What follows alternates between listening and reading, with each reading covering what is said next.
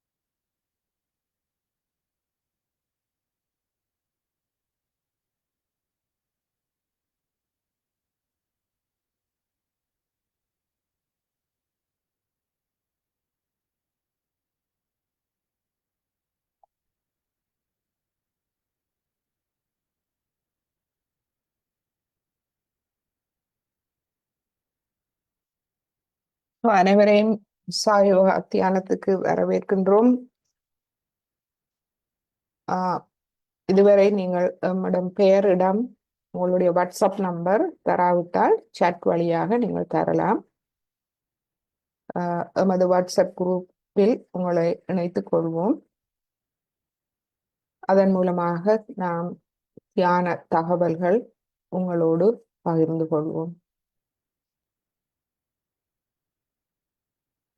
இன்று அனைவரையும் மெழுகு திரி ஒன்று தயாராக வைத்திருக்குமாறு கேட்டுக்கொண்டோம். இந்த மெழுகுதிரி, அதாவது ஒளி தத்துவத்தால் சுத்திகரிப்பு இன்றைக்கு நாம் செய்து பார்ப்போம். இந்த ஒளி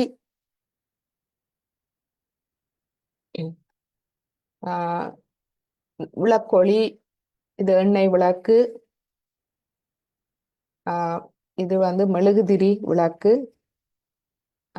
எந்த ஒளியானாலும் பாவிக்கலாம். ஆனால் எண்ணெய் விளக்கை விட மெழுகுதிரி இலகுவானது, கையாள்வதற்கு இலகுவானது.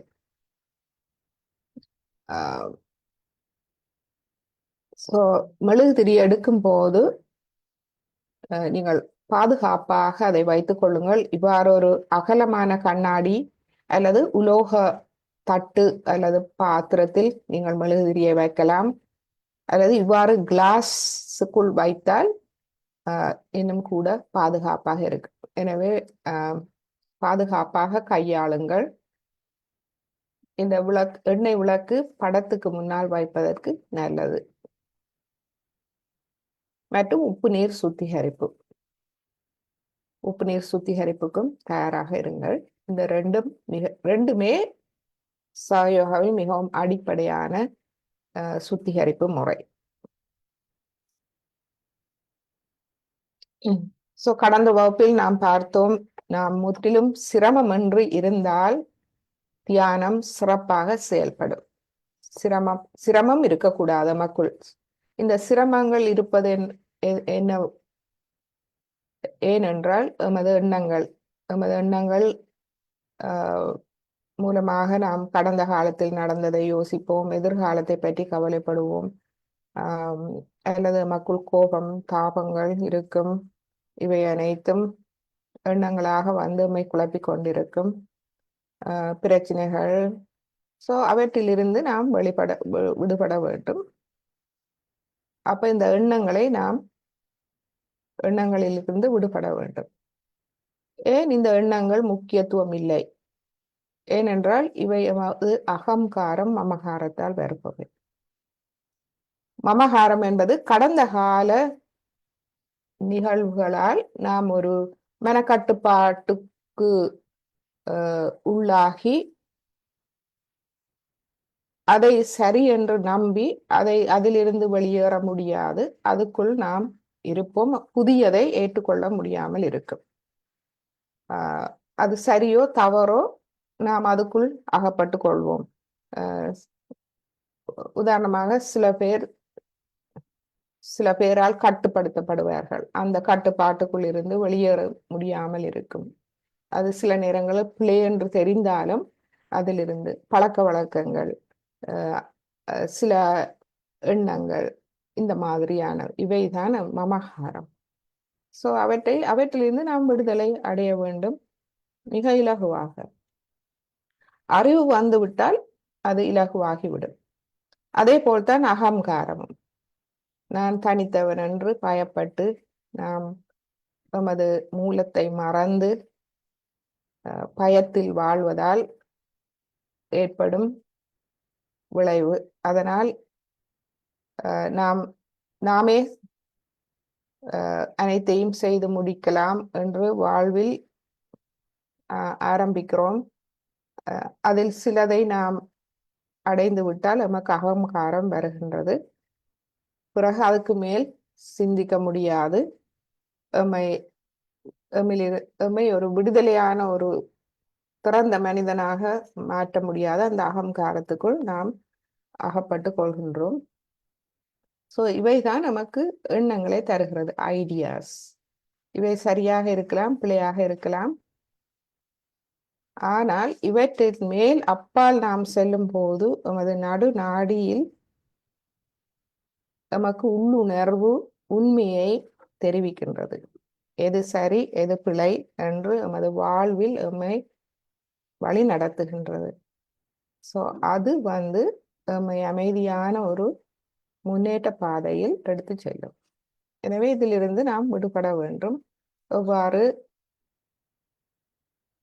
அந்த நடுப்பாதையில் நாம் போகும்போது ஆத்ம ஆளுமைக்கு செல்கின்றோம், ஆத்ம நிலைக்கு செல்கின்றோம். எனவே ஆத்மாவை நாம் பொறுப்பேற்க அனுமதிக்க வேண்டும். எமது முழுமையான ஆத்ம ஆளுமையை எம்மை ஆள நாம் விட்டுவிட வேண்டும்.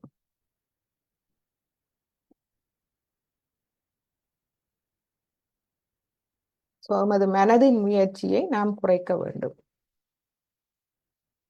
ஸோ இதை நாம் எவ்வாறு செய்வது? ஆத்ம ஆளுமை என்றால் அது ஒரு தூய்மையான ஆளுமை. அந்த ஆளுமைக்கும் எமக்கு இப்போது இருக்கும் ஆளுமைக்கும் இடையில் வித்தியாசம் இருக்கின்றது. அதை பற்றி நாம் கவலைப்பட தேவையில்லை. ஆத்ம ஆளுமையில் இருந்து கொண்டு நாம் எம்மை பொறுமையோடு அமைதியோடு சாட்சி பாவ நிலையில் பார்க்கும் போது நாம் கோபப்படுகின்றோம். ஏதோ ஒன்றுக்கு உடனடியாக கோபப்படுகின்றோம். அந்த நிலையில் நாம் நமக்கு சொல்லிக்கொள்ள வேண்டும், இதனால் எந்த பிரயோசனமும் இல்லை, பொறுமை, அமைதி, நிதானம் அவசியம். ஸோ அப்பொழுது ஆத்ம ஆளுமை எம்மை வழி நடத்த வருகின்றது. ஸோ இவ்வாறு நாம் தியான பயிற்சியோடு இவ்வாறு நாம் செல்லும் போது நாம் ஒரு அமைதியான, பொறுமை நிறைந்த, ஒரு நிதானமான, அறிவு நிறைந்த ஒரு ஆளுமைக்கு செல்ல முடியும். ஸோ வரும் எண்ணங்களை நாம் சொல்லுவோம், இவை அல்ல, இந்த எண்ணம் அல்ல, இந்த எண்ணம் அல்ல, இதுக்கு மேல் இருக்கின்றது ஆத்ம நிலை. எனவே அகங்காரம் மமகாரத்தால் வரும் எண்ணங்களை நாம் இது அல்ல, இது அல்ல என்று நாம் மறுத்து கொண்டே போகலாம். ஏனென்றால் இப்பொழுது நமக்கு அறிவு வந்துவிட்டது, நமக்கு தெரிகின்றது இவை எமது அகங்காரம் மமகாரத்தால் வருபவை. சரியாக இருக்கலாம், தவறாக இருக்கலாம்.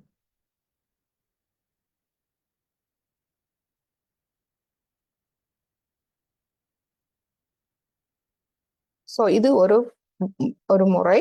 ஆரம்பத்தில் நாம் இவ்வாறு சொல்லி மெதுவாக அமைதி அடைந்த பின்பு நாம் இந்த பீஜ மந்திரம், இந்த மந்திரம் என்பது ஆத்மாவில் இருந்து வரும் தூய விருப்பம். அந்த ஆத்ம ஆளுமை எனக்கு வேண்டும் என்ற தூய விருப்பம், அந்த விருப்பம் மந்திரங்களாகின்றது, சக்தி வாய்ந்ததாகின்றது. நான் ஒரு தூய ஆத்மா, நான் அனைத்தையும் மன்னிக்கின்றேன். எனது பிரச்சனைகள், கவலைகள், எண்ணங்கள், பகை, கோபம், அனைத்தையும் மன்னிக்கின்றேன். ஹம் ஷம். நாம் இவ்வாறு ஒரு சிறிது நேரம் ஹம் ஷம் ஹம் ஷம் ஹம் ஷம் சொல்லும் போது பொறுமையோடு, அமைதியோடு, சாட்சிபாவ நிலையில் முழு நம்பிக்கையோடு நாம் செல்லும் போது அது நம்மை எண்ணங்களில் இருந்து விடுவிக்கின்றது.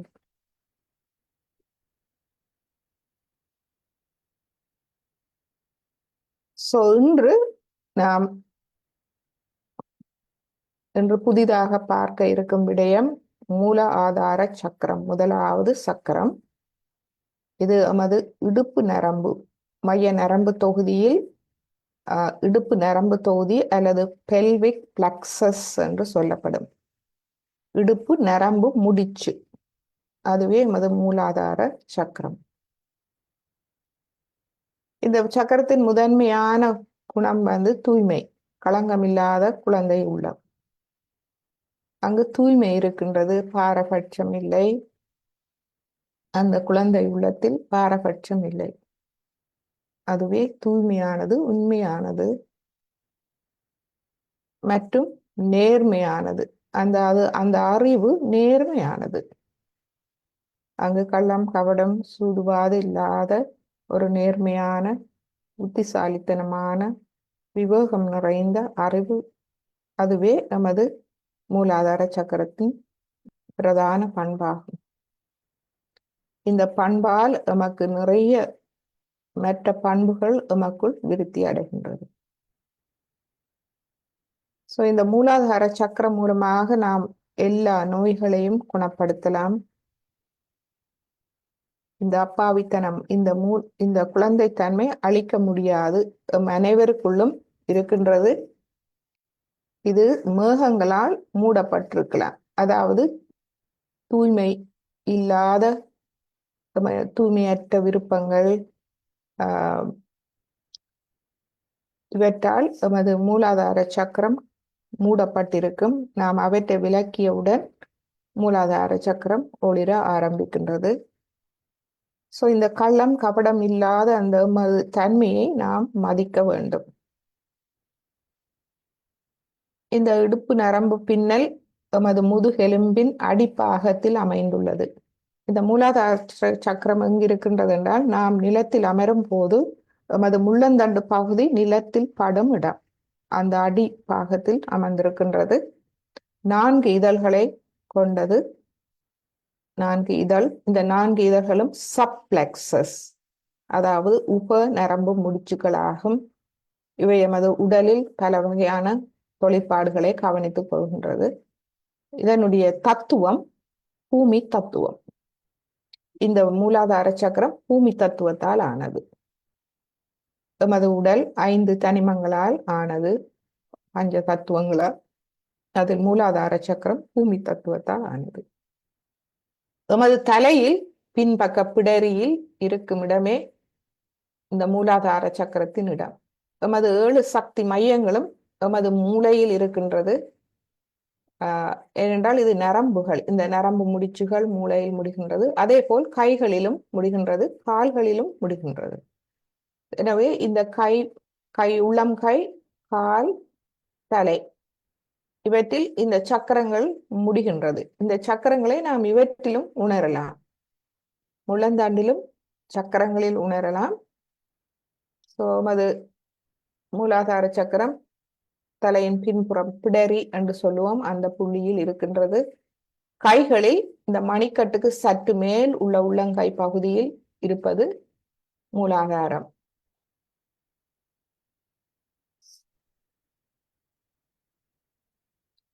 வலது கையில் இருப்பது வலது மூலாதாரம், இடது கையில் இருப்பது இடது மூலாதாரம். மற்றும் கால்களில் குதிக்கால் பகுதியில் இருப்பது மூலாதார சக்கரத்தின் நரம்பு முடிச்சு முடிவடையும் இடம்.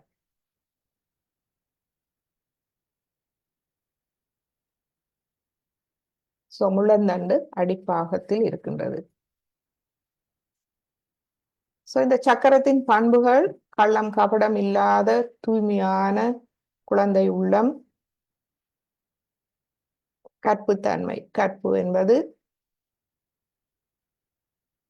தூய்மை, மிகவும் தூய்மை, ஒரு வேண்டாத ஆசைகள் இல்லாது தர்மத்துக்குட்பட்ட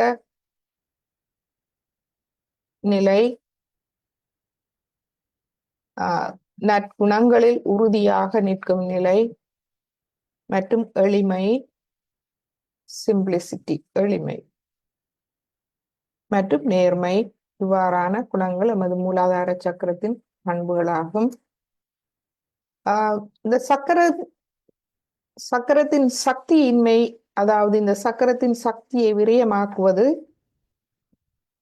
தந்திர குணங்கள், அதாவது கள்ளம் கபடம் சூதுவாது நிறைந்த குணம், தூய்மையற்ற சிந்தனைகள் மற்றும் தவறான புத்தகங்கள் படிப்பது. தவறான புத்தகங்கள் படிப்பது முற்றாக தவிர்க்கப்பட வேண்டும். இது நமது மூலாதார சக்கரத்தை பாதிக்கும். இந்த புத்தகங்கள் எது சரி எது தவறு என்று எவ்வாறு அறிவது? ஆத்ம விழிப்புணர்வு பெற்ற பின்பு உங்களுக்கு நீங்கள் வாசிக்கும் போது உங்கள் உள்ளுணர்வே காட்டி தருமோ, இது எங்கேயோ பிழை போகின்றது, இது சரியில்லை, இந்த கருத்துக்கள் சரியில்லை என்று நீங்களாகவே புரிந்து கொள்வீர்கள். மற்றும் இதனால் இந்த மூலாதார சக்கரம் சக்தி இழந்திருப்பதனால் ஏற்படும் பிரச்சனைகள்: ஞாபக மருதி, குழப்பம் ஏற்படுகின்றது. நமது வாழ்வில் ஒரு குழப்பம் ஏற்படுகின்றது, அங்கு உறுதி இல்லை, சமநிலையற்ற ஒரு உணர்வு மற்றும் குணப்படுத்த முடியாத நோய்கள், மனநோய்கள் இதனால் வருகின்றது. எனவே நமது மூலாதார சக்கரத்தை நாம் சரிப்படுத்தும் போது நமது விவேகம், ஞாபக சக்தி அதிகரிக்கின்றது, மனதில் ஒரு திடம், குழப்பமின்றி சரி பிழை நிதானமாக பார்க்கும் நிலை ஏற்படுகின்றது, சமநிலை, உறுதி ஏற்படுகின்றது, மனதில் ஒரு உறுதி, இப்படித்தான் நான் இந்த தூய்மையில் தான் நான் இருப்பேன் என்ற உறுதி ஏற்படுகின்றது. அது நமக்கு பெருமளவு சக்தியை தருகின்றது. குணப்படுத்த முடியாத மனநோய்கள் அனைத்தும்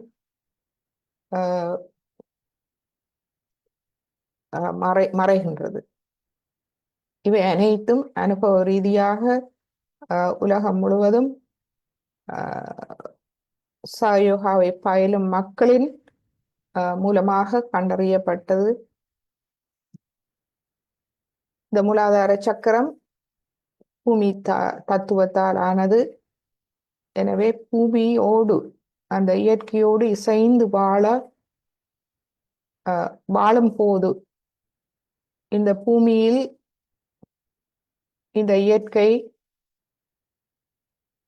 இயற்கையை பார்த்தால் நாம் உண்மை தத்துவத்தை அறிந்து கொள்ளலாம். பூமி தாயை பார்க்கும் போது அதனுடைய பொறுமை, அமைதி, நற்குணங்கள் நமக்கு உறைவிடம், வாழ்வாதாரம், உணவு அனைத்தும் தந்து நம்மை தாங்குகின்ற அந்த குணங்களை நாம் அவற்றிலிருந்து கற்றுக்கொள்ளலாம். இயற்கையின் மூலமாக நாம் நிறைய கற்றுக்கொள்ளலாம். இந்த இயற்கை எமக்காக இருப்பது. எனவே இயற்கையோடு நம்மை வாழ பழக்கிக் கொள்ளும் போது எமது மூலாதார சக்கரம் நன்றாக வளமடைகின்றது. எனவே இயற்கைக்கு மாறான செயற்கையான வாழ்க்கை முறைகளில் இருந்து நாம் விலகி இருப்பது நமது மூலாதார சக்கரத்துக்கு உதவும். இவை அனைத்தும் நாம் விரிவாக பின்பும் பார்ப்போம். மூலாதார சக்கரத்தை எவ்வாறு நாம் சமநிலையில் வைத்திருப்பது? காலை மாலை நீங்கள் சிறிது நேரம் தியானியுங்கள். வேண்டாதவை நம்மை விட்டு தானாக விலகி விடுகின்றது. தினசரி உப்பு நீரில் கால் அமிழ்த்தி நாடிகள் சமநிலைப்படுத்தி தியானம் செய்யலாம். நமது கண் மற்றும் நமது எண்ணங்கள், வார்த்தைகள், செயல்களில் நாம் உண்மை, தூய்மை, நேர்மையை முடிந்தளவு நாம் கடைபிடிக்க வேண்டும். முடிந்தளவு எமது இவற்றை நாம் கவனித்து வேண்டாதவற்றை தவிர்த்து கொண்டு உண்மை தூய்மை நேர்மையோடு இருக்க பழக வேண்டும். பூமியில் அமர்வது மிகவும் உதவியாக இருக்கும். ஏனென்றால் பூமி தத்துவத்துக்கும் நமது மூலாதார சக்கரத்துக்கும் தொடர்பு இருக்கின்றது. எனவே பூமியில் அமர்ந்து தியானிப்பது நமது மூலாதார சக்கரத்தை தூய்மைப்படுத்த உதவும். ஆத்ம விழிப்புணர்வு பெற்ற பின்பு அந்த தொடர்பை நாம் உணரலாம். நாம் என்ன பிரார்த்திக்கின்றோமோ அது நடைபெறுகின்றது. சில உடல் பயிற்சிகள் இருக்கின்றது. நமது மூலாதார பகுதியில் இருக்கும் தசைகளை நாம் பலப்படுத்துவதற்கு மற்றும் சக்கரங்களுக்கு, அந்த மூலாதார சக்கரங்களுக்கு நாம் அதிர்வு கொடுக்கலாம். நமது கையால் இந்த படத்தில் பார்த்தது போல் மணிக்கூட்டு திசையில் நாம் சுத்தி நமது முன்பக்கம் இருந்து நாம் செய்யும் போது ஒவ்வொரு சக்கரத்துக்கும் நாம் அதிர்வுகள் கொடுக்கலாம். நமது கை மூலமாக இந்த சக்கரங்களை நாம் சுழல வைக்கலாம். இதய சக்கரத்துக்கு மணிக்கூட்டு திசை, மணிக்கூடு இவ்வாறு இருக்கின்றது உங்களுக்கு பக்கத்தில். இந்த மணிக்கூடு இந்த மாதிரி சுத்துகின்றது. அந்த திசை, அது என்ன திசைன்னு சொன்னால் உங்களுடைய வலது பக்கத்திலிருந்து இடது பக்கம், வலது பக்கத்திலிருந்து இடது பக்கம் அவ்வாறு நீங்கள் சுத்துவது வலஞ்சுழியாக என்று சொல்லுவோம். இவ்வாறு சுத்தி நாம் கொடுக்கலாம். எமது கைகளை நாம் உபயோகிக்க வேண்டும். இந்த கைகளில் நுண்ணதிர்வுகள் பாய்கின்றது. இவற்றை நாம் பயன்படுத்தலாம். பயன்படுத்தும் போது நாம் பிரார்த்தனைகள், உறுதிமொழிகளையும் நாம் சொல்லும் போது அது வேலை செய்கின்றது. இதுவே பொதுவாக அனைத்து சக்கரங்களையும் நாம் தூய்மைப்படுத்த செய்யும் செயல்களாகும். இன்று நாம் நமது தியானத்துக்கு செல்லுவோம். பொறுமையோடு, மன அமைதி, சாட்சி நிலையில். எதிர்வினை புரியாது. கவனத்தை எமக்குள் வைப்போம். எதிர்வினை என்றால் இப்பொழுது எந்த விதமான சந்தேகங்களோ, மனதில் எந்த விதமான எண்ணங்களோ சந்தேகங்களோ வேண்டாம். எதையும் நீங்கள் தன் நம்பிக்கையோடு பயிற்சி செய்யும் போதே அதன் பலனை நீங்கள் அறியலாம். ஒரு வகுப்பிலேயே நீங்கள் அதனுடைய மிக ஆழமான ஒரு உணர்வை உணரக்கூடியதாக இருக்கும். எனவே மனதை நாம் அமைதியாக வைத்து தியானத்தை தொடர்வோம். இரு கைகளையும் மடியில் வையுங்கள்.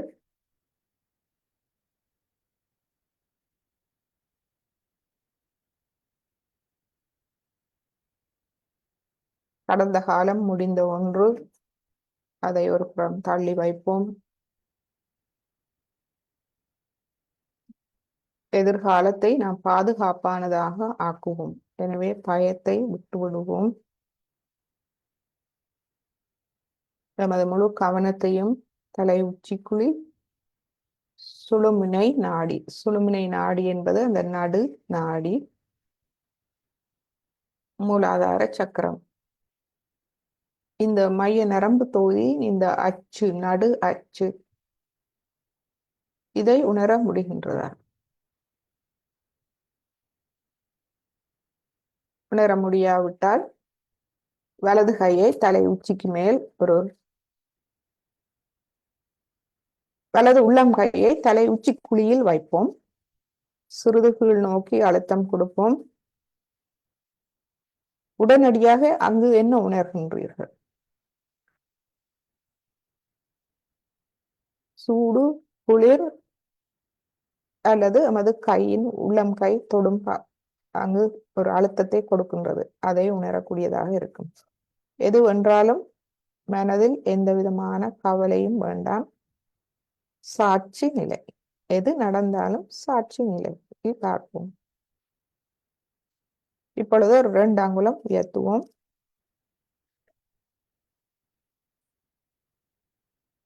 வலது உள்ளம் கை தலை உச்சி குழி இடைப்பட்ட பகுதியில் என்ன நடைபெறுகின்றது?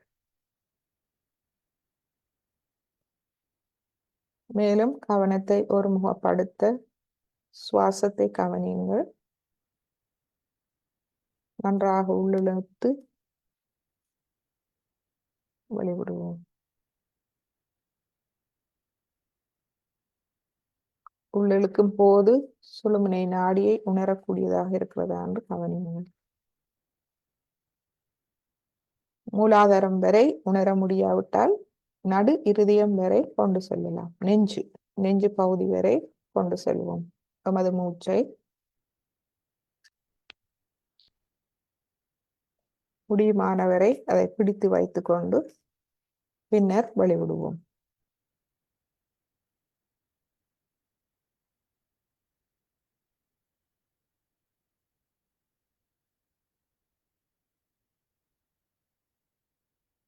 இந்த அமைதி நிலையில் நாம்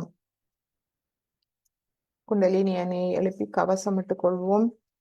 அனைவருக்கும் தெரியும்,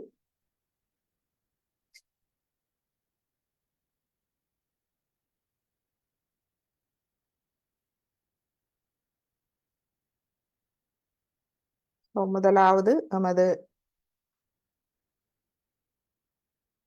இடது கை முள்ளந்தண்டு வழியாக மேலே செல்லட்டும். வலது கையால் மெதுவாக சுத்தி மேல் கொண்டு சென்று ஒரு முடிச்சு போட்டுக்கொள்வோம். தலை உச்சி அப்பால். பின்னர் கைகளை கீழே கொண்டு வந்து இரண்டாவது முறை இரண்டாவது முடிச்சு போட்டுக்கொள்வோம். மூன்றாவது தடவை 3 முடிச்சுகள் போட்டுக்கொள்வோம்.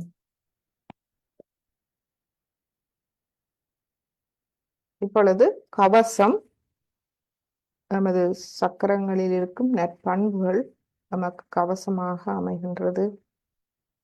மூலாதாரம், சுவாதிஷ்டானம், நாபி பவசாகரம், இருதயம், விஷுத்தி, ஆக்ய, சஹஸ்ராரம். இரு கைகளையும் கூப்பி நாம் வணங்குவோம். எமக்குள் இருக்கும் அனைத்து நற்பண்புகள், மற்றவர்களில் இருக்கும் நற்பண்புகள்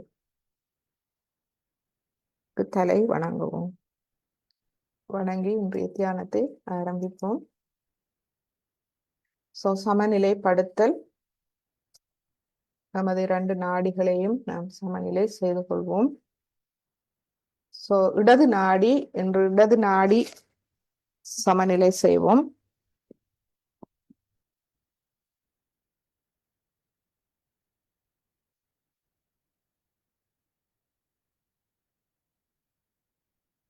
இடது நாடி அறிகுறிகள் நமக்கு இப்பொழுது நன்றாக தெரியும். இடது கை உங்கள் நுண்ணதிர்வுகளை பெற முடியாதிருந்தால் அல்லது சூடாக கனமாக இடது கை அல்லது சில விரல்களில் நீங்கள் அதை உணரலாம். எதுவானாலும் இப்பொழுது நாம் அதை பற்றி கவலைப்படாமல் நாம் சுத்திகரிப்பை செய்வோம். கூட்டாக அனைவரும் செய்யும் போது அது கூட்டாக அனைவருக்கும் அது உதவுகின்றது. எனவே இடது நாடி பாதிப்புக்கு நாம் ஒளி தத்துவத்தை பயன்படுத்துவோம் இடது நாடியை சுத்திகரிப்பதற்கு. இதன் மூலமாக மனச்சோர்வு, அதாவது சோர்வடைந்து மன குழப்பங்கள், மன நோய்களுக்கு ஆளானவர்களுக்கும் இது மிகவும் முக்கியமான ஒன்று. நாம் இப்பொழுது இந்த முதலாவது முறை ஒரு மெழுகுதிரியை வைத்துக் கொள்வோம். ஒரு மெழுகுதிரியை நீங்கள் கொளுத்தி உங்கள் இடது கைக்கு நேர் வைத்துக் கொள்ளுங்கள். வலது கை பூமியில் இருக்கட்டும். நீங்கள் நாற்காலியில் இருந்தால், 2ஆம் நாற்காலியில் இருந்தால் உப்பு நீர் சுத்திகரிப்பு, பிறகு உப்பு நீர் சுத்திகரிப்புக்கு உங்களுக்கு இலகுவாக இருக்கும். வலது கையை பூமியை நோக்கி நீங்கள் வைத்துக் கொள்ளுங்கள். ஸோ இடது கை இந்த சுவாலைக்கு நேராக வைத்துக் கொள்ளுங்கள். சுவாலையில் இருந்து அந்த ஒளி உங்கள் கைகளில் பரவுமாறு நீங்கள் வைத்துக் கொள்ளுங்கள். மற்றும் மெழுகுதிரியை போதுமான அளவு தூரத்தில் வைத்துக் கொள்ளுங்கள். கவனமாக பாவியுங்கள்.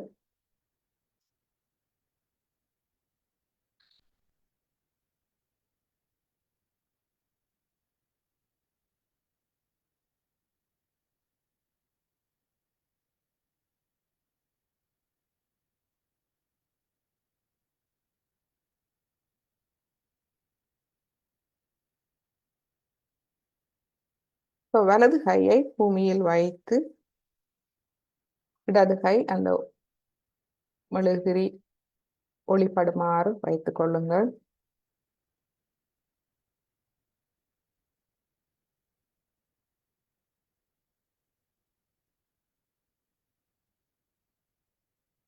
இப்பொழுது நீங்கள் கண்களை மூடி கவனம் எங்கிருக்கின்றது?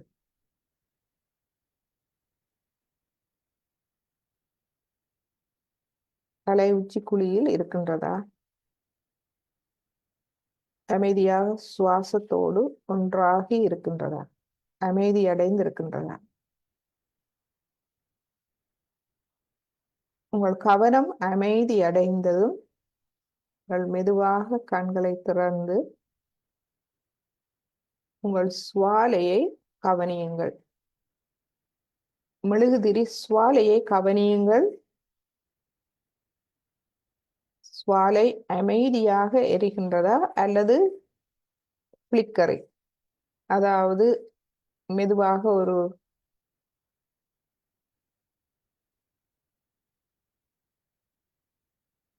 என்ன நடைபெறுகின்றது, சுவாலையில் என்ன நடைபெறுகின்றது என்றதை கவனியுங்கள். கவனம் தலை உச்சி குழியில் இருக்க வேண்டும். இந்த சுத்திகரிப்பு முறையை நீங்கள் ஸ்ரீ மாதாஜியின் புகைப்படத்துக்கு முன்பாக ஒரு ஒளியை ஏற்றி நீங்கள் செய்யும் போது அது மிகவும் சக்தி வாய்ந்த ஒரு சுத்திகரிப்பு முறையாக இருக்கும். ஏனென்றால் இந்த ஒளி சாதாரண ஒளி அல்ல.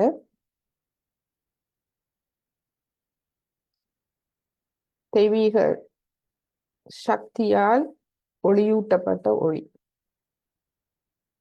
எனவே அது அமைதி அடைகின்றதா என்று பாருங்கள். உங்களுடைய இடது கையில் என்ன நடைபெறுகிறது என்று பாருங்கள்.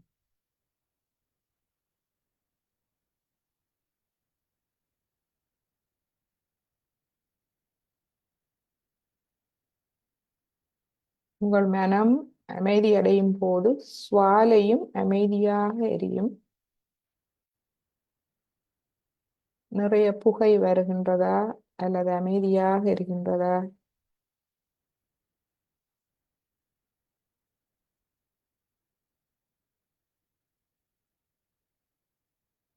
இப்பொழுது நாம் பிரார்த்திப்போம். தாயே, எனது இடது நாடியை முழுமையாக தூய்மைப்படுத்தி தாருங்கள்.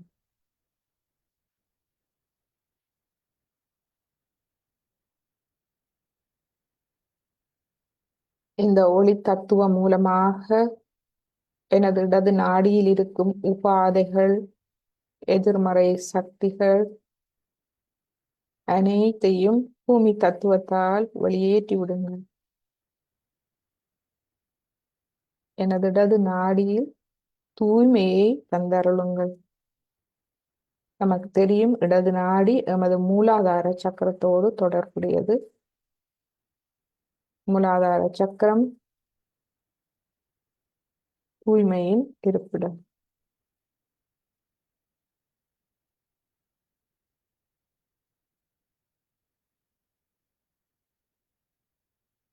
நாம் எதற்கும் கவலைப்பட தேவையில்லை. இந்த பிரார்த்தனையை கேட்ட பிரார்த்தனையை சொன்ன பின்பு அமைதியோடு கவனிப்போம். உங்கள் கை விரல் நுனிகள் குளிர்மையாக வருகின்றதா அல்லது சூடாக இருக்கின்றதா? உள்ளம் கையில் ஒரு குளிர்ச்சி அல்லது சூடு தெரிகின்றதா? என்ன உணர்வு தெரிகின்றது? அல்லது உங்கள் கை லேசாக வருவதை உணரக்கூடியதாக இருக்கின்றதா? தலை உச்சி குழியில் கவனம் மேலும் மேலும் அமைதி அடைகின்றதா? தேவை ஏற்படும் போது கண்களை நீங்கள் மூடி சிறிது அமைதி அடையலாம். பின்பு கண்களை திறந்து நீங்கள் பார்க்கலாம்.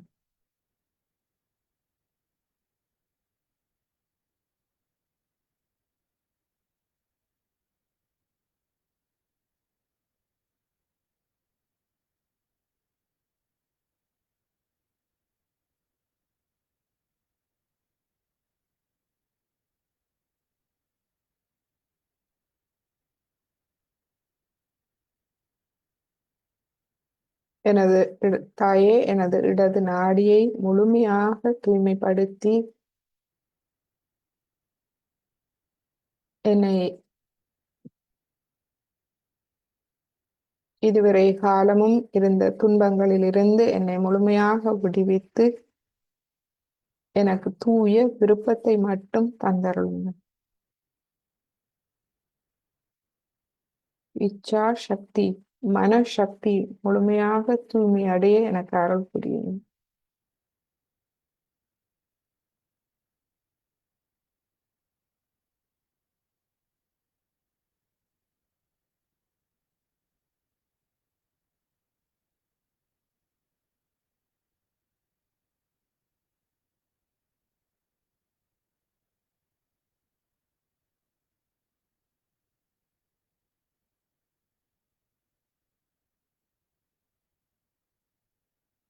இப்பொழுது இரு கைகளும் குளிர்ச்சி அடைவதை உணர முடிகின்றதா?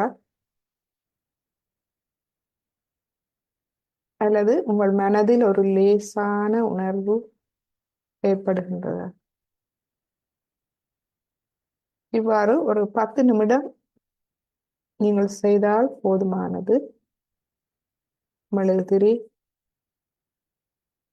சுத்திகரிப்பு கைகளுக்கு உங்கள் இடது கை ஒரு குளிர்ச்சியை உணரும் வரை. சூடாக இருந்தால் அந்த சூடு தானாக வெளியேற விட்டு விடுங்கள். சூடு வெளியேறிய பின்பு அது மெதுவாக குளிர்ச்சி அடைவதை உணரலாம். உங்கள் உணர்திறன் அதிகரிக்க அதிகரிக்க நீங்கள் மெழுகுதிரி சுவாலையில் இருந்து குளிர்ந்த நுண் அதிர்வுகள் வெளிவருவதை நீங்கள் உணரலாம். சுவாலை குளிர்ச்சியை தரும் நிலையை நீங்கள் உணரலாம். ஏனென்றால் இந்த குளிர்ச்சி அன்பு சக்தி. இந்த ஒளி தத்துவம், நெருப்பு தத்துவம் அன்பை வெளியிடுகின்றது. பஞ்ச தத்துவங்கள்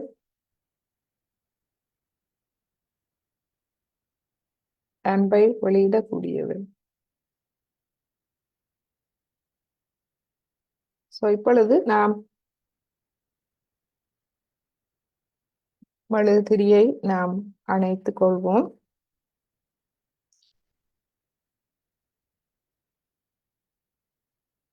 இப்பொழுது நமது உப்பு நீரில் நாம் கால்களை வைப்போம். நாம் நீர் தத்துவத்தை வேண்டிக் கொள்வோம். நம்மை முழுமையாக தூய்மைப்படுத்துமாறு. உப்பு நீரில் நாம் இரு கால்களையும் வைப்போம்.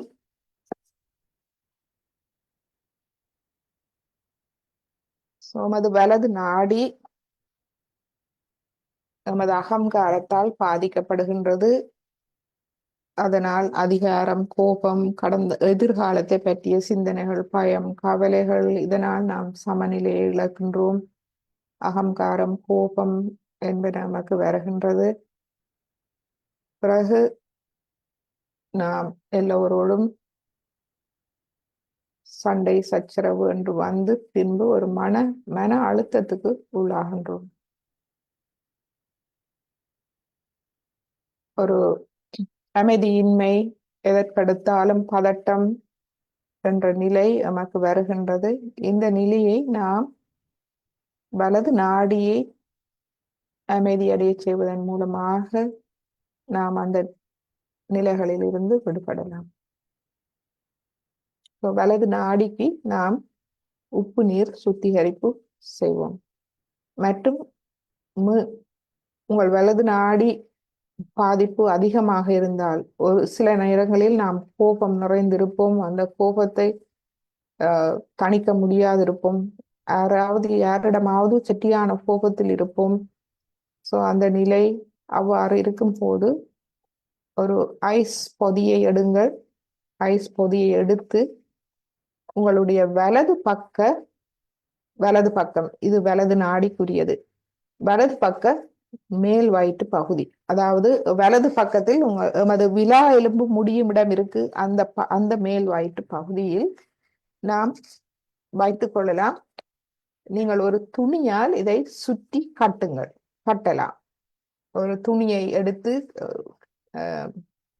இந்த ஐஸ் பேக்கை அதற்குள் சுற்றி போட்டு இவ்வாறு நீங்கள் சுற்றி உங்கள் இடுப்பை சுற்றி இப்படி இவ்வாறு மேல் வயிற்று பகுதியில் கட்டலாம். கட்டினால் உங்களுடைய கை ஃப்ரீயாக இருக்கும் இந்த ஐஸ் பகுதி. ஸோ இவ்வாறு நீங்கள் வீட்டில் இதை செய்து பாருங்கள். உப்பு நீர் சுத்திகரிப்பு செய்யும் போது இந்த கல்லீரலுக்கு சிறிது ஐஸ் பொதியும் நீங்கள் வைக்கலாம். 10 நிமிடம் 5-10 நிமிடம் வைத்தால் போதுமானது. ஸோ இப்பொழுது நமது வலது கையை மடியிலும் நாம் இடது கையை ஆகாயத்தை நோக்கியும் வைப்போம். நாம் பிரார்த்தித்துக் கொள்வோம். தாயே, எமது வலது நாடியை முழுமையாக தூய்மைப்படுத்தி விடுங்கள்.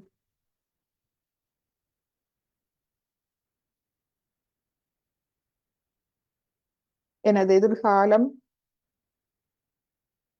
பாதுகாப்பான நிலைக்கு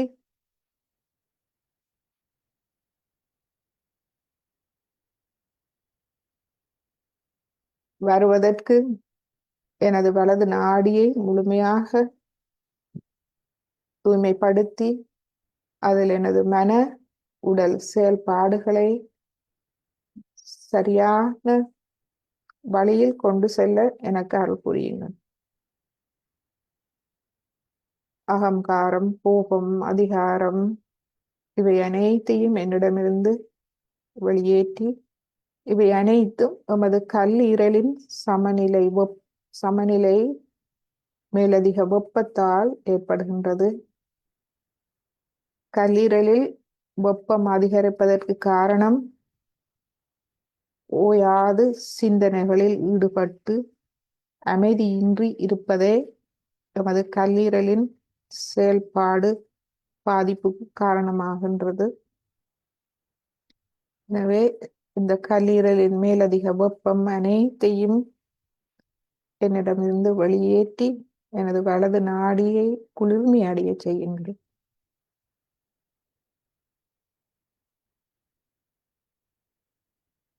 இந்த பிரார்த்தனையின் பின்பு கவனம் எங்கிருக்கின்றது?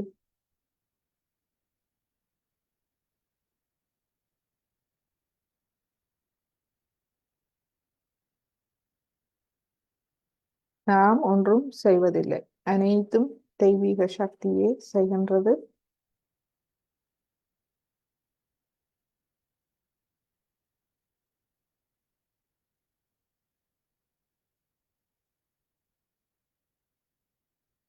வலது உள்ளங்கை, வலது கையின் 5 விரல்களில் என்ன நடைபெறுகின்றது?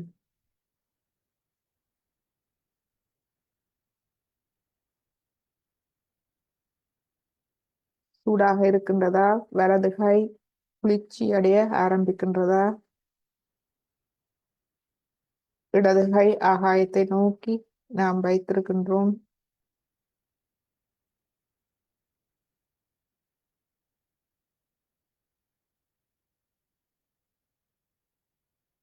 மனதில் ஒரு ஆறுதல், அமைதி. தலையுச்சி குழியில் எமது கவனம் அமைதி அடைகின்றதா? சுவாசம் அமைதியாக நடைபெறுகின்றதா?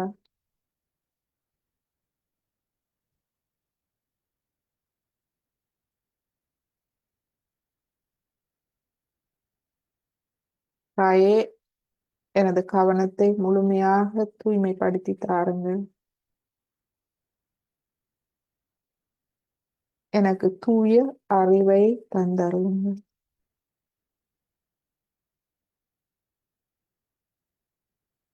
தூய அறிவு வரும்போது எமது மனக்குழப்பம் மறைகின்றது.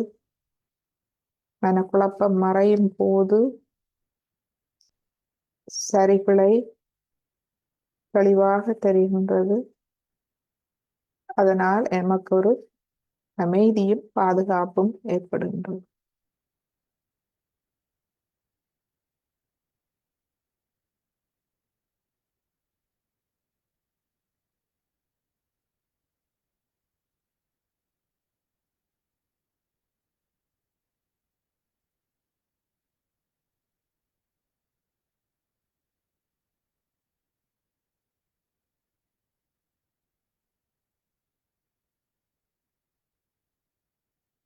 ஒரு 2 நிமிடம் முழு அமைதியோடு எமது வலது நாடி தானாக தூய்மைப்பட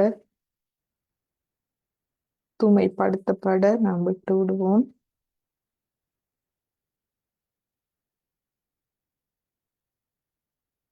கவனத்தை தலை உச்சியில் வைத்து எம்மை நாம் கவனிப்போம். வலது உள்ளங்காய், கைவிரல் நுனிகள், இடது கை,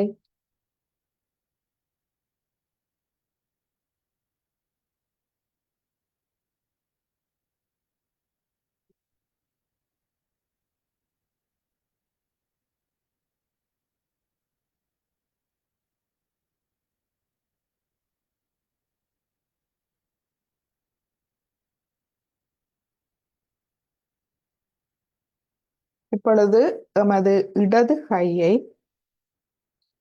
நாம் எமது வலது பக்க வயிற்றின் மேல் பகுதி, கல்லீரல் இருக்கும் பகுதி, லிவர், அந்த பகுதியில் வைப்போம். அதாவது இந்த கடைசி விலா எலும்பு முடியும் இடத்துக்கு கீழ் உள்ள பகுதி, அதிலேயே எமது லிவர், கல்லீரல் இருக்கின்றது. அந்த கல்லீரலை நாம் சிறிது குளிர்மை அடைய செய்வோம். உங்கள் இடது கை வைக்கும் இடம் குளிர்ச்சியாக இருக்கின்றதா, சூடாக இருக்கின்றதா? சூடாக இருந்தால் அந்த வெப்பம் தணிந்து குளிர்மை அடையும் வரை நாம் வைத்துக் கொள்வோம். நாம் கேட்டுக்கொள்வோம், குண்டலினி தாயே, எனது கல்லீரலுக்கு வாருங்கள், வந்து எனது கல்லீரலை குளிர்ச்சி அடைய செய்யும்.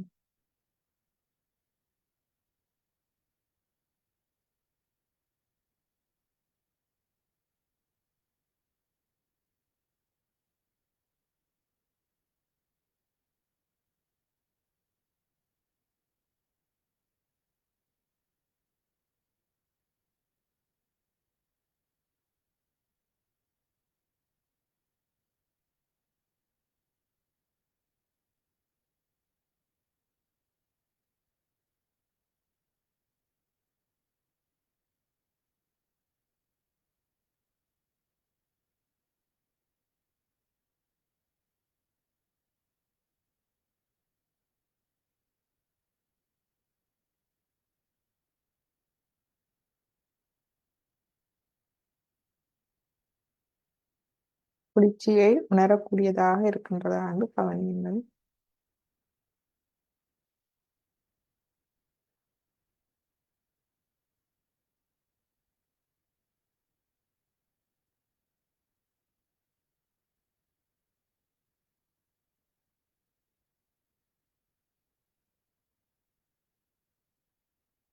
கவனம் தலை உச்சியில் அமைதியாக இருக்கட்டும். எண்ணங்கள் வந்தால் மன்னித்து விடுவோம்.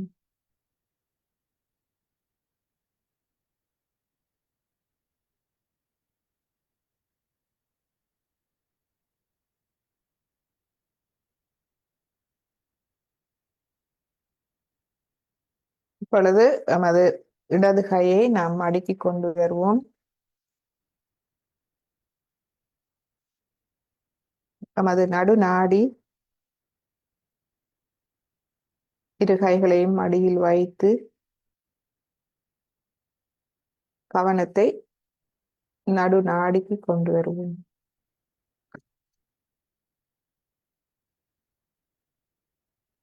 இந்த நடு நாடி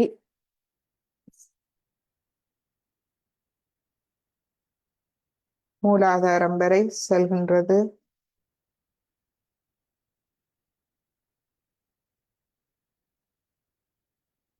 அங்கு கவனத்தை ஒருமுகப்படுத்த முடிகின்றதான்னு பாருங்கள். தலை உச்சி மட்டுமல்ல, அந்த முழு அச்சு நடு நாடி முழுவதும் அந்த அச்சை நீங்கள் உணரக்கூடியதாக இருக்கின்றதா? கவனம் மூலமாக அதை உணர முடிகின்றதான்னு பாருங்கள். உணர கஷ்டமாக இருந்தால் மூச்சு உங்களுக்கு உதவி புரியும். அந்த மூச்சில் கவனத்தை வைக்கும் போது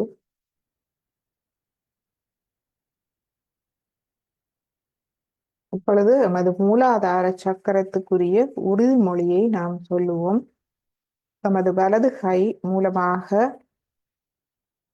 மணிக்கூட்டு திசையில் எமது முள்ளந்தண்டு அடிப்பாகத்துக்கு நேராக மூலாதாரம் இருக்கும் இடத்து நோக்கி எமது வலது கை 5 விரல்களையும் நோக்கி வைத்து மணிக்கூட்டு திசையில் சுற்றி எமது மூலாதாரத்துக்கு சிறிது நுண் அதிர்வுகள் கொடுப்போம்.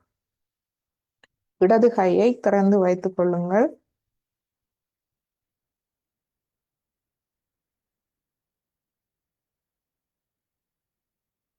இந்த மூலாதாரத்துக்குரிய உறுதிமொழியை நாம் சொல்லுவோம். முதலில் நாம் கேட்போம், தாயே என்னை குழந்தை தன்மையுடன் வைத்திருங்கள். இந்த குழந்தை தன்மையில் மாபெரும் சக்தி அடங்கியுள்ளது. அதை நாம் கேட்போம், தாயே என்னை குழந்தை தன்மையுடன் வைத்திருங்கள். கள்ளம் கபடம் சூதுவாதில்லாத குழந்தை உள்ளம், தூய உள்ளம். அந்த தூய உள்ளம் நேர்மையான, உண்மையான, தூய்மையான அறிவை கொண்டது. அதுவே விவேகம். விவேக புத்தி, மன உறுதி, சமநிலை.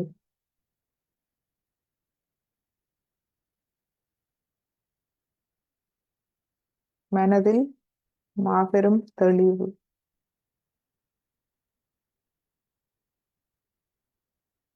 தாயே என்னை குழந்தை தன்மையுடன் வைத்திருங்கள். இப்பொழுது நாம் இந்த நுண் அதிர்வுகள் மூலாதார சக்கரத்துக்கு கொடுக்கும் போது மூலாதார நமது இரு கைகளிலும் நாம் என்ன உணர்கின்றோம்? மூலாதாரத்தில் என்ன உணர்கின்றோம்? தலை உச்சியில் என்ன உணர்கின்றோம்? இப்பொழுது நமது இடது பக்கத்தில் இருக்கும் மூலாதாரத்துக்கு நாம் நுண்ணதிர்வுகள் கொடுப்போம். வலஞ்சுழியாக கையை நாம் சுழற்ற வேண்டும்.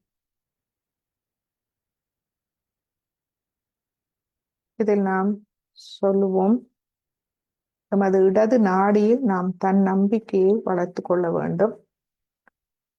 இப்பொழுது நாம் தன் நம்பிக்கையோடு அந்த ஆத்மா ஆளுமை அந்த நிலையில் நாம் சொல்லுவோம், தாயே உங்கள் அருளால் நான் குழந்தை போன்று கள்ளம் கபடம் இல்லாது இருக்கின்றேன். தாயே உங்கள் அருளால் நான் குழந்தை போன்று கள்ளம் கபடம் இல்லாது இருக்கின்றேன். இடது கை வலது கை தலை உச்சிக்குழியே கவனிப்போம். இடது மூலாதாரத்தை கவனிப்போம்.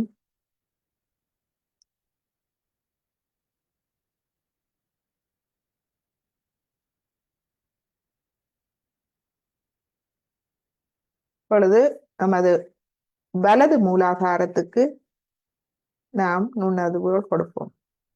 நுண்ணதிர்வுகள் கொடுக்கும் போது எப்பொழுதும் நாம் வலது கையாலேயே நுண்ணதிர்வுகளை கொடுப்போம். வலது கை கொடுக்கும் கை, இடது கை வாங்கும் கை. இடது கையால் நாம் எங்கும் நிறைந்திருக்கும் இந்த நுண்ணதிர்வுகளை பெற்று வலது கையால் கொடுக்கின்றோம்.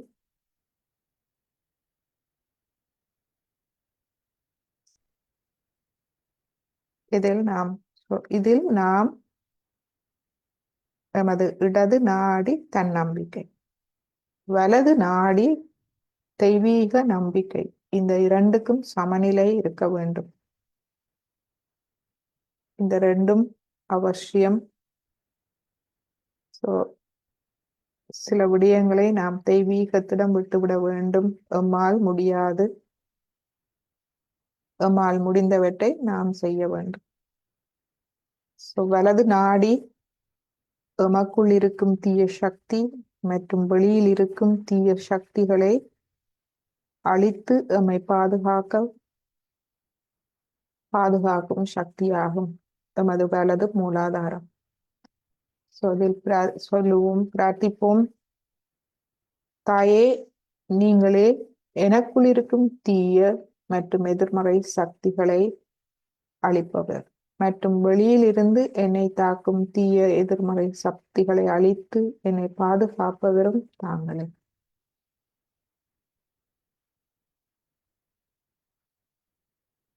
வலது நாடி தெய்வ நம்பிக்கை, தெய்வீகத்தில் நம்பிக்கை.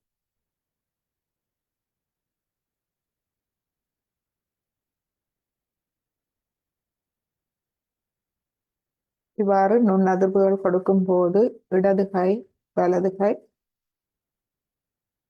தலை உச்சி குழி மற்றும் எமது வலது மூலாதாரத்தை கவனிப்போம்.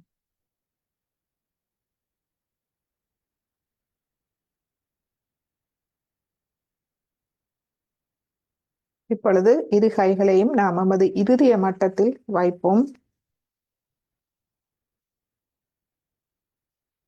இருதய மட்டத்தில் வைத்து கவனிப்போம்.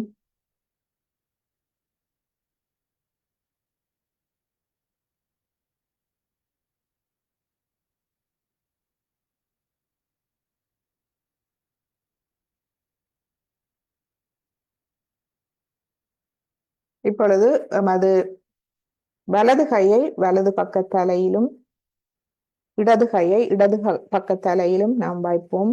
வைத்து 2 தடவை நாம் ஓம் ஹம் ஷம் ஓம் சொல்லுவோம்.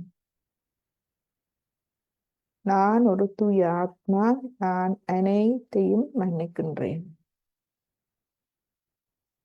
ஓம் ஹம் ஷம் ஹம்.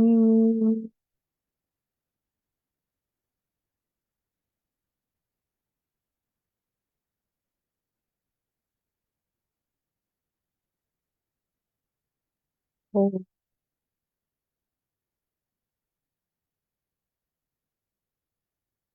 ஹம் ஷம்.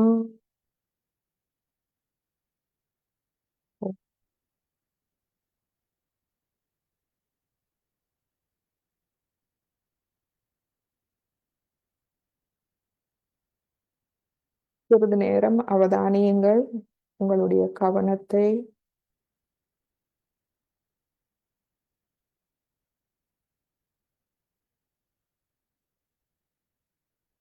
இப்பொழுது இரு கைகளையும் நாம் மீண்டும் எமது இருதய மட்டத்துக்கு கொண்டு வருவோம். அவதானியங்கள், நீங்க என்ன உணர்வீர்கள்? கைகளில், இரு கைகளிலும்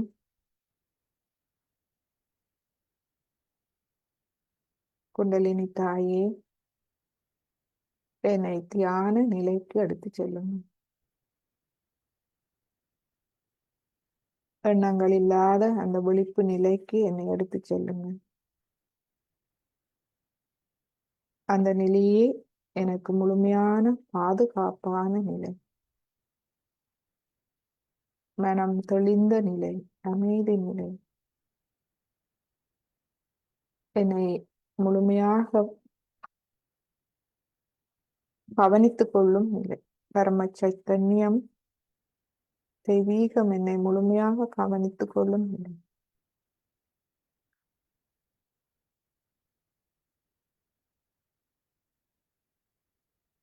இப்பொழுது வலது கையை தலை உச்சியில் ஒரு 2 அங்குலம் உயர்த்தி வைத்து அவதானியுங்கள்.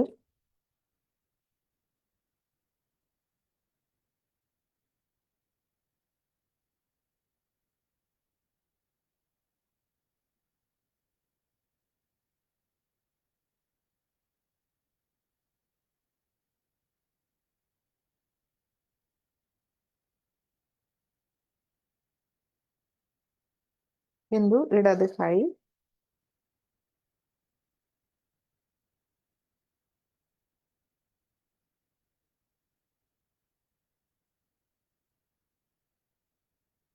பின்பு கவனத்தை அங்கேயே விட்டு தலை உச்சிக்கு மேல் விட்டு மெதுவாக கையை கீழே கொண்டு வாருங்கள். இருதய மட்டத்தில்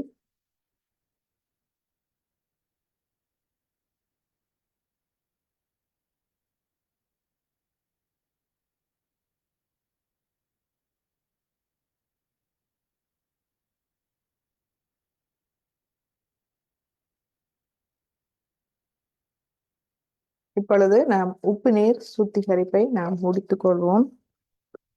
நீங்கள் குவளையில் வைத்திருக்கும் தண்ணீரால் கால்களை கழுவி நீரை ஒரு புறம் வைத்துக் கொள்ளுங்கள்.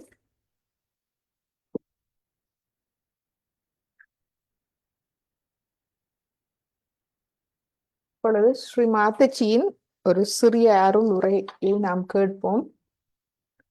மீண்டும் ஸ்ரீ மாதாஜியின் அருள் உரை கேட்கும் போது அதிலிருந்து உங்கள் மனதை தொடும் விடயங்களை நீங்கள் குறித்து வைத்துக் கொள்ளுங்கள். அவை உங்களுக்கு உதவியாக இருக்கும். அதாவது நாள் குறிப்பு டயரி எழுதுவது மிகவும் நமது கவனத்துக்கு ஒரு நல்ல ஒரு பயிற்சி.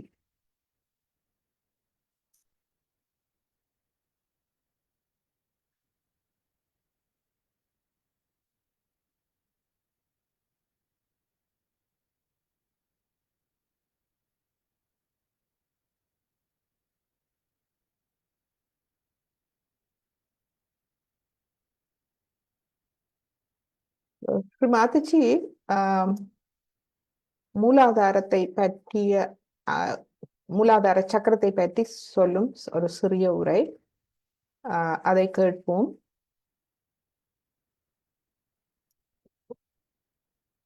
நீங்கள் குருவின் மூலமாக நேரடியாக கேட்கும் போது அது மிகவும் ஒரு விசேஷமான ஒரு நிகழ்வு. நாம் இந்த தியான நிலையில், அமைதி நிலையில் நாம் இதை கேட்போம். கேட்கும் போதும் காதுகளை விட தலை உச்சி குழியால் கேட்டால் மிகவும் அமைதியாக இருக்கும்.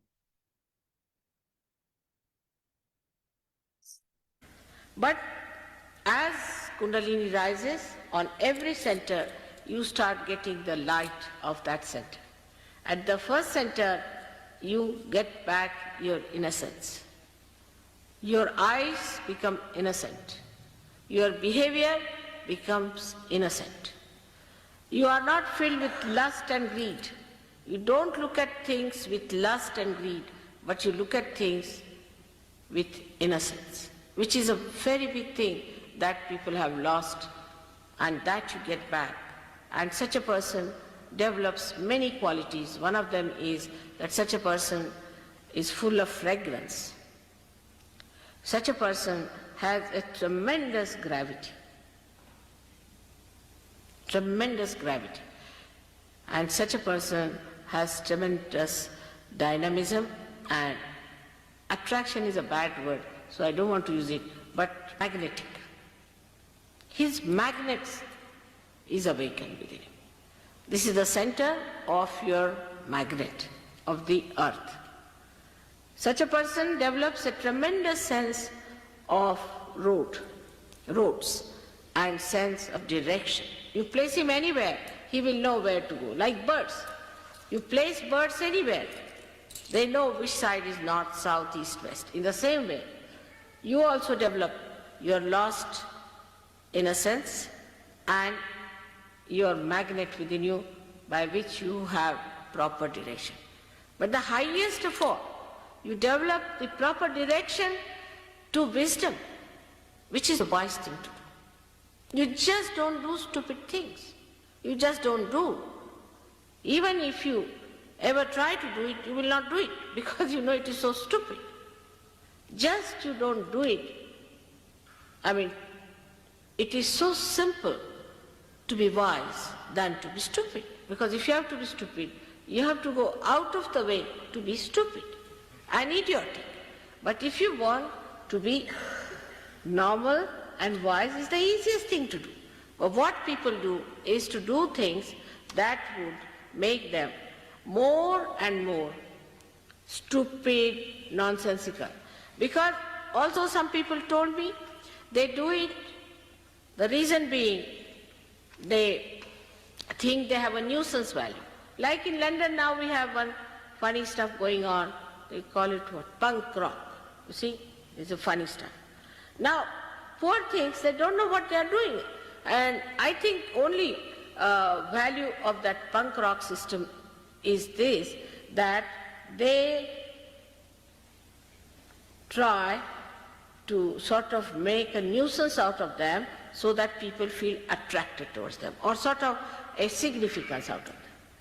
But when you become a realized soul, you realize your significance because you understand you are part and parcel of the whole, and that your significance is to give realization to others. The highest of highest. That's what you have to do. Now you are a saint. And that's how the whole attitude of cheapishness, of outward shallowness finishes and you become a serene, dignified personality. This is not possible through any sermon, any lecture. It is only possible when the Kundalini rises, you become like a very dignified child. Very dignified child. I had seen one beautiful painting done of Mother Mary being taught first time. If you see her as a child, she's a very dignified personality. As a child, she's about 10 years of age. I have seen my own grandchildren who are not very old, but extremely dignified. They walk like kings, behave like kings. In every behavior, you find there's such a dignity. They'll never do something shallow. They'll never ask for anything. They never weep for anything. They never cry for anything. They're so dignified and they understand it so well what is dignity is. I don't have to tell them because they're born realized. In the same way, you become that. Nobody has to tell you that do this or do that. But you understand that you must have self-respect. This happens to you automatically. This is actualization. Nobody has to tell you that you be dignified, you just become. I have seen people who were absolutely absurd. Even from this punk rock we got some people. And they were so changed that people could not recognize them.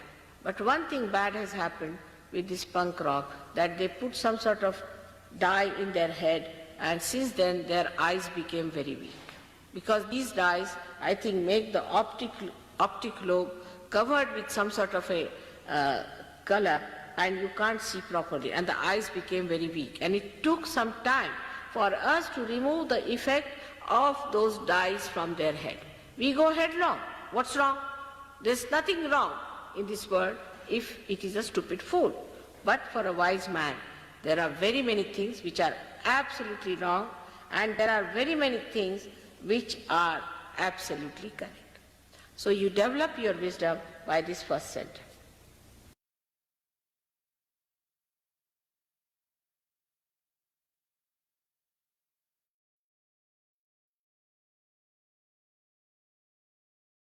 So இப்பொழுது மூலாதார சக்கரத்தை பற்றிய ஸ்ரீ மாதாஜியின் உரையை கேட்டோம்.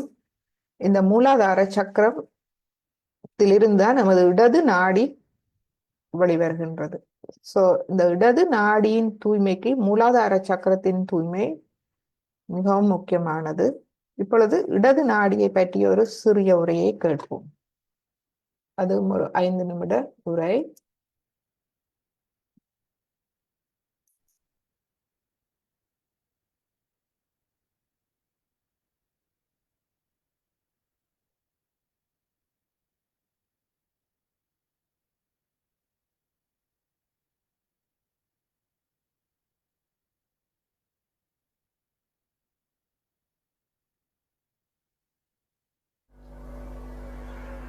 This is the left side which we get, and ultimately with these left side problems we get physical pains. It's very painful to have left sided problems. It's very, very painful. The pain cannot be explained, no one can understand, nobody can cure it, you can't tell anyone, and people think that you are fussing, they give you psychological treatments. You just don't understand why this pain is within you. And this pain comes to you from left side, the subconscious. The beyond the subconscious is the collective subconscious. And this collective subconscious is the one where whatever is created from the beginning up to today in the creation is within you. And once you go to the subconscious, you just get lost there.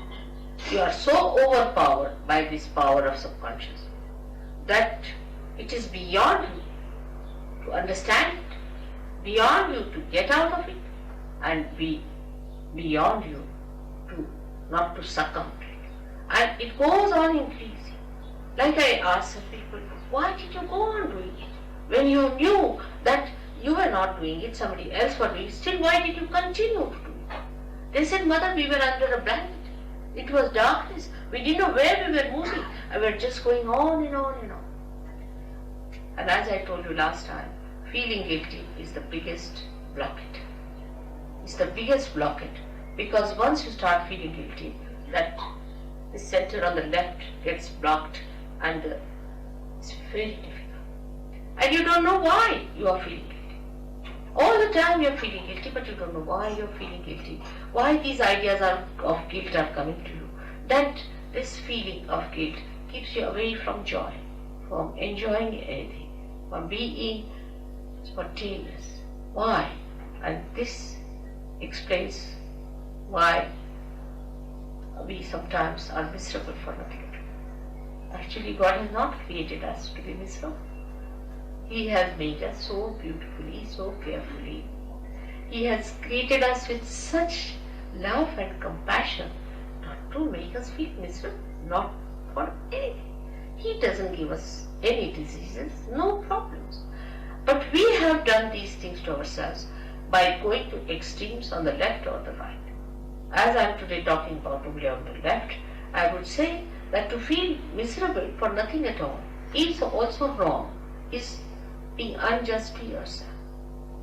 The people who are left-sided must know that they are the spirit, that they are that beauty which has to come, which has to express itself, that they are not the people who have to suffer all the time and to live like miserable people. They are not. But because they take so much upon themselves, bear so much upon themselves, they become like that. And to avoid that bearing up, they may take to some other habits. You see, many people take to alcohol also for reason because they can't bear the pangs of life. They can't bear. That's why they take to. But once the spirit is awakened within you, you become so strong. You become so joyous, so spontaneous that all these things drop on. All those things, so-called diseases, so-called habits, just drop. And you become a new blooming personality. Now, the basics of having this center within you, you can blame God for that. Why did He give us these centers on the left-hand side? What was the need? He should not have given us these left-sided ones, so we would have been just in the center to go. But the trouble is, the human beings have to know in their own freedom how to deal with themselves. They have to learn little hard way, the wisdom. They have to know by going to extremes, they have suffered. They have to realize it. Because if they have to become truly, absolutely free, they have to rise in their wisdom. If they are not wise people, then they cannot enter into the kingdom of God because they will be abandoned people. Say, people who are abandoned, who don't understand any laws and regulations, if you get them in England, we'll have to put them in jail. In the same way, human beings who have not got that wisdom within themselves. Through sufferings only one learns, but we should not ask for suffering. When we ask for sufferings, we are asking actually for mistakes to begin with. How will you suffer if you do not commit mistakes? So when we ask for sufferings, we are committing mistakes. So what we should ask for is nothing but our spirit. And if you ask for your spirit, it is your own and you have to get it. It is in your own right that you are going to get it.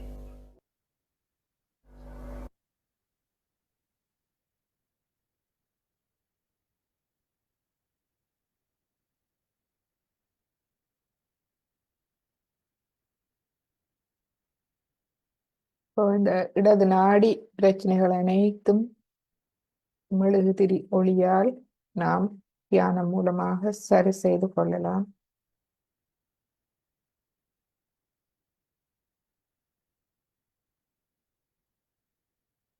இப்பொழுது ஒரு நிமிடம் அமைதியான தியானத்தில் இருப்போம்.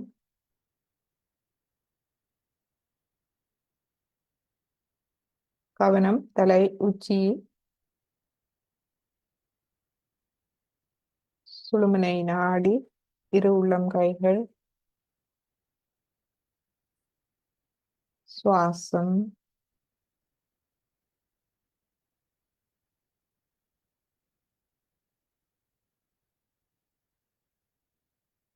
உச்சிக்குழி தளர்வடைவதை உணர முடிகின்றதா?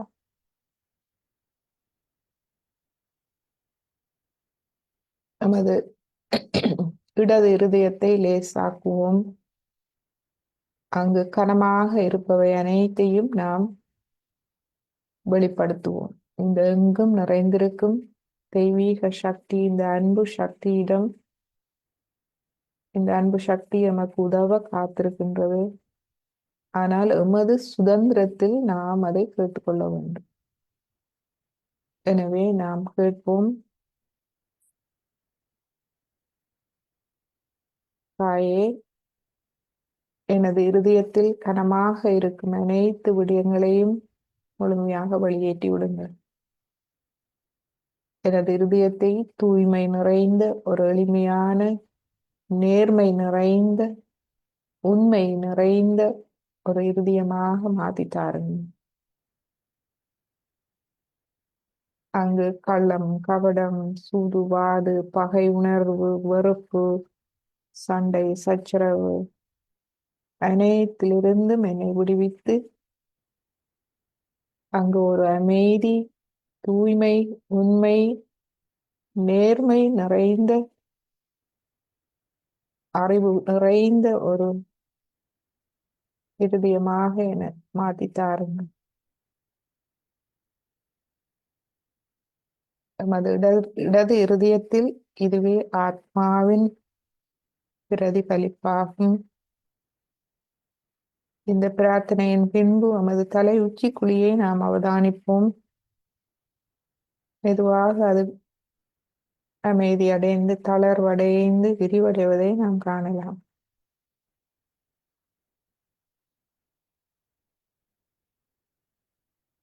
நாம் மன்னிப்போம், அனைவரையும் மன்னிப்போம், எம்மையும் மன்னிப்போம். தாயே, நான் மற்றவர்களின் அத்துமீறலை மன்னிப்பது போல் எனது அத்துமீறல்களையும் மன்னித்துக் கொள்ளுங்கள். குற்ற உணர்வை முழுமையாக கைவிடுவோம். அனைவரும், ஒவ்வொரு மனிதனும் தவறு இழைக்கின்றான்.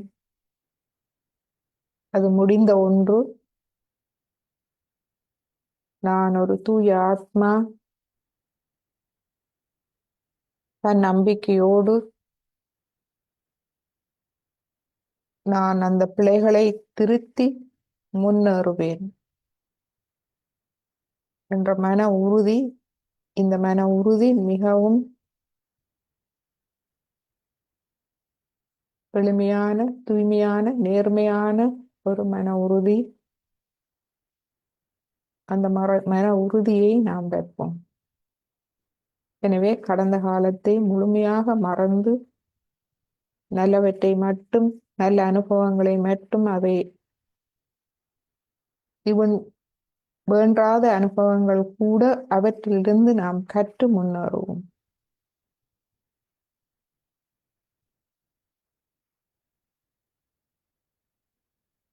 இப்பொழுது அன்னை குண்டலினியை எழுப்பி கவசம் இட்டுக்கொள்வோம்.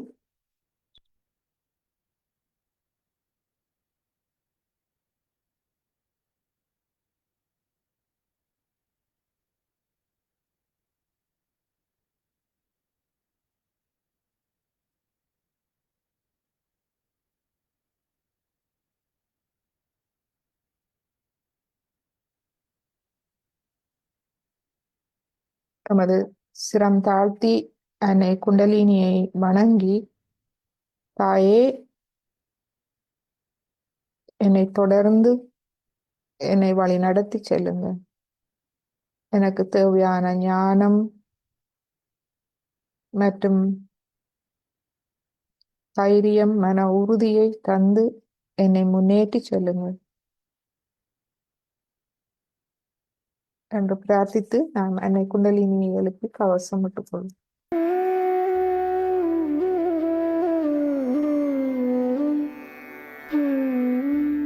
Left hand has to be put in front like that, and the right hand is to be turned in a clockwise manner. Let's do it. Like that, you start moving it up, take it up like this, take it up, push back your head and loosen your shoulders and give it a twist. Now you tie it up there. One. You'll see the results just now, the proof of it. Now again do it.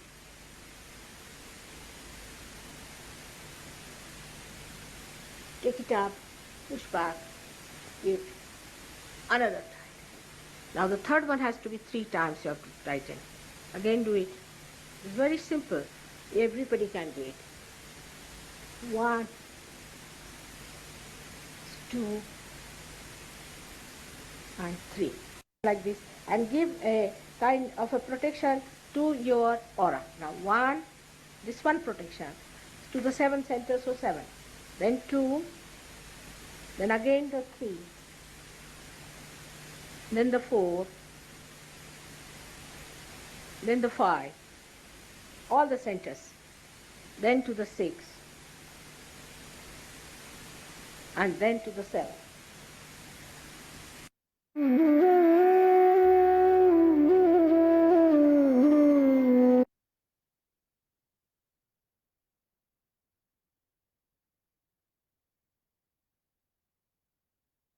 அனைவருக்கும் அதாவது இன்று Zoom மற்றும் Facebook வழியாக இணைந்து கொண்ட அனைத்து அன்பர்களுக்கும் நமது அன்பான நன்றிகளும் வணக்கங்களும். உங்களுக்கு ஏதாவது கேள்விகள் இருந்தால் நீங்கள் கேட்கலாம். மேலதிக விளக்கம் தேவையாயின் நீங்கள் அன்மியூட் பண்ணி கேட்கலாம்.